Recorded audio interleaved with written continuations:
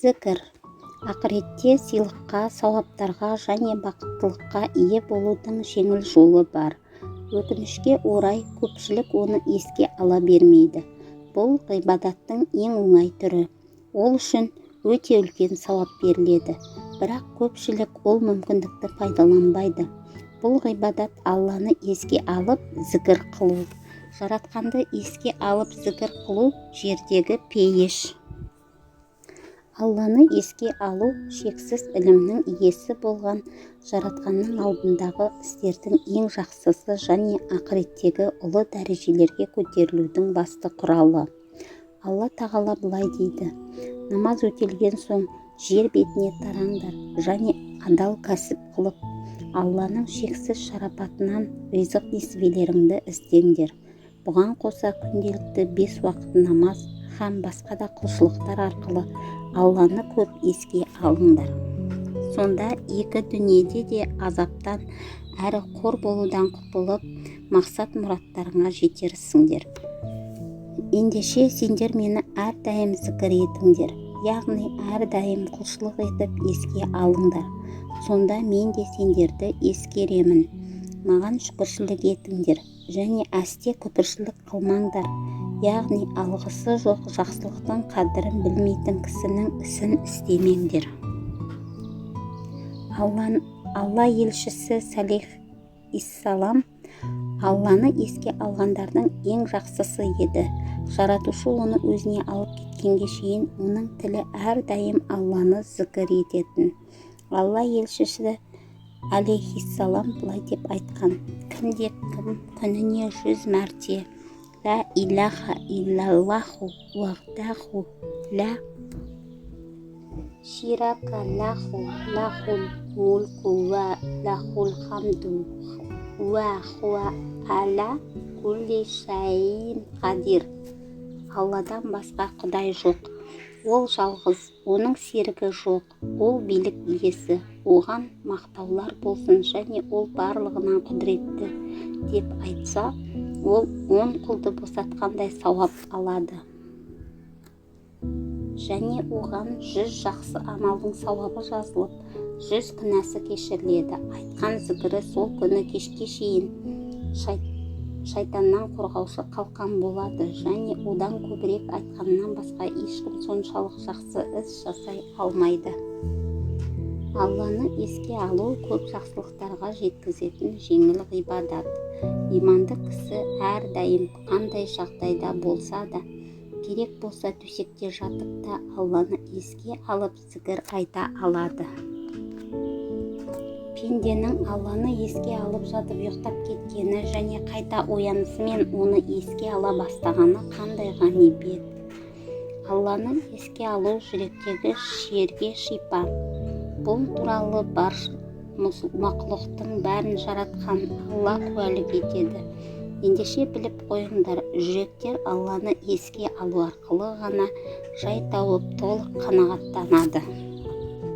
Науқас кісі Алланы еске алу арқылы көңілін сейілтеді және ауруын жеңілдетеді.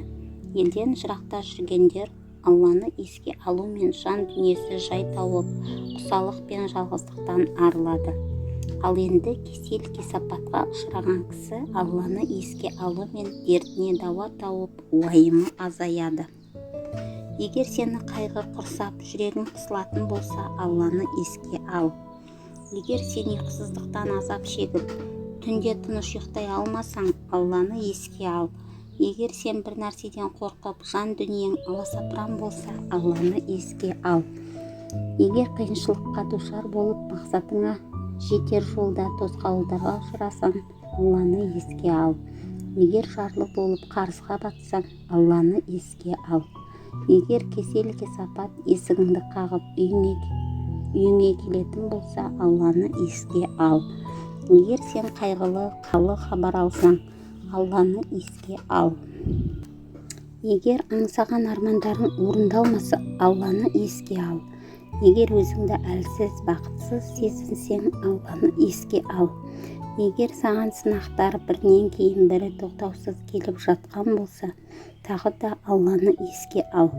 Алланы еске алғандар мен еске алмағандар тірілер мен өліктер сияқты. Анығында олар тірі емес өліктер. Сондықтан олардың барлығы өздеріне өмір сыйлайтын біреуге мұқтаж. Олар тіпті қашан тірілетінін де білмейді. Алланы еске алу жаратқанның сыйлығына ие болудың ең жақсы тәсілі. Ол жүрекке бұл дүниеде тыныштық пен рахат, ал ақыретте бақыт алып келеді. Басқаға көз салма. Көз салу жегідей жейтін құрт сияқты. Бұл көре алмаушыны қинайтын аяқбас дерт. Оның басқа дерттерден өзгешелігі кісіге ешқандай сауап та, күнәлардың кешірілуін де алып келмейді. Көре алмаушылық дос келбетіндегі дұшпан деп дұрыс айтылған.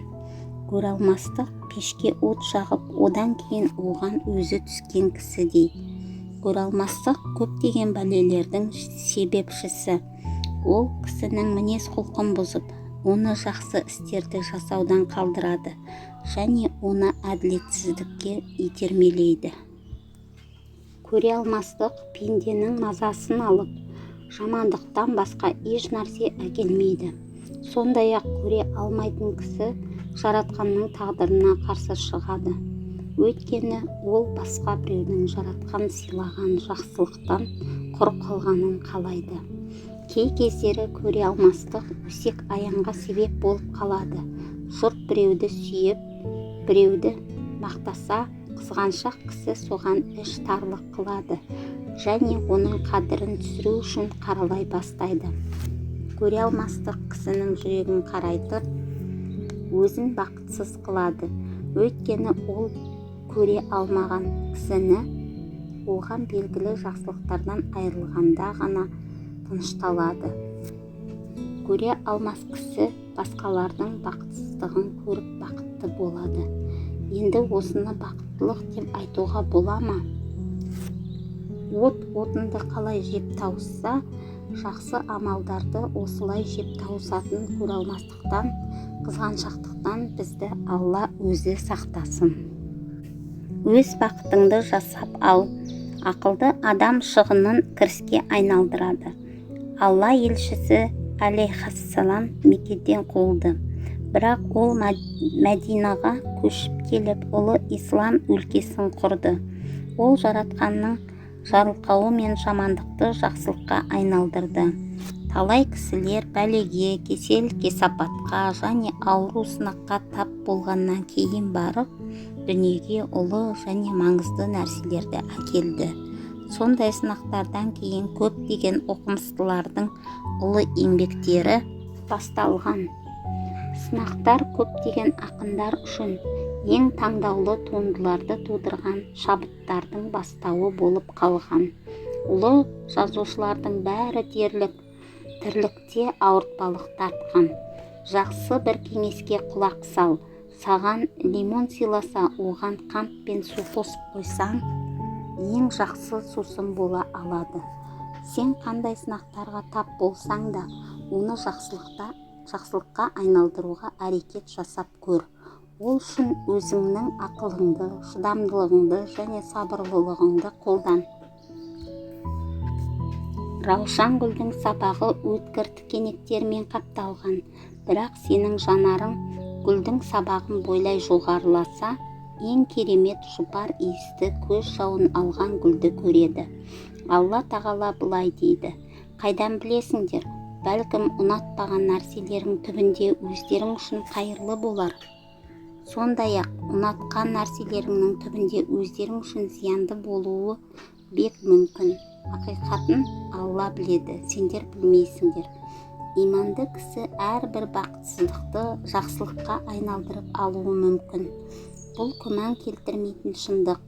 Алла елшісі алейхиссалам былай дейді: иманды кісінің жағдайы қандай таңғаларлық. Әлбетте, әрбір жағдай ол үшін жақсылық болып есептеледі. Және бұл иманды кісіден басқа ешкімге берілген емес. Егер бір нәрсе оны қуантқан болса, ол Аллаға шүкір қылады және бұл ол үшін жақсылық болады. Егер ол қайғыға душар болатын болса, ол сабырлылық танытады. және бұл да ол үшін жақсылыққа айнала қалады.